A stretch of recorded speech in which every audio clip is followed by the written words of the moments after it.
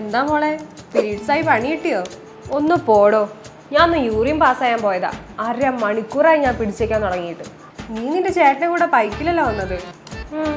എൻ്റെ മോളെ, വരുന്ന വഴിക്ക് എത്ര കംഫർട്ട് സ്റ്റേഷൻ ഉണ്ട്, നിനക്ക് നിന്റെ ചേട്ടനോട് പറഞ്ഞാൽ പോരായിരുന്നോ? ആ, അതും പറഞ്ഞിട്ട് വേണം ഞാൻ ഇനി 10,000 രൂപ ഫൈൻ അടയ്ക്കാൻ. മൂത്രമൊഴിക്കാൻ പോണതിന് 10,000 രൂപ ഫൈനോ? മൂത്രമൊഴിക്കാൻ പോണേനല്ല, മൂത്രമൊഴിക്കാൻ പോണെന്ന ബൈക്ക് ഓടിക്കാൻ ആളോട് പറഞ്ഞാലാണ് ഫൈന്. ഇരുചക്ര വാഹനത്തിന് പിന്നിലിരിക്കുന്നവർ സംസാരിച്ചാൽ ഡ്രൈവറുടെ ശ്രദ്ധ നഷ്ടമായെന്ന കുറ്റം ചുമത്തി പിഴ ഈടാക്കാനുള്ള നടപടിക്കൊരുങ്ങി മോട്ടോർ വാഹന വകുപ്പ്.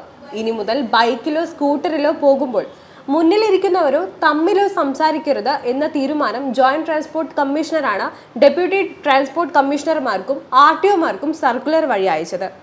എന്നാൽ യാത്രക്കാരിലും ഉദ്യോഗസ്ഥരിലും ആശയക്കുഴപ്പം നിലനിൽക്കുന്നതിനാൽ പിഴ ഈടാക്കാനുള്ള നടപടി മോട്ടോർ വാഹന വകുപ്പ് ഉദ്യോഗസ്ഥർ ഇതുവരെ തുടങ്ങിയിട്ടില്ല. അതേസമയം ഇരുചക്ര വാഹനത്തിന് പിന്നിലിരുന്ന് സംസാരിക്കുന്നത് ഗൗരവമുള്ള വിഷയമാണെന്നും അതിൽ ആവശ്യമുള്ള നടപടി സ്വീകരിക്കാനും പറയുന്നുണ്ട്.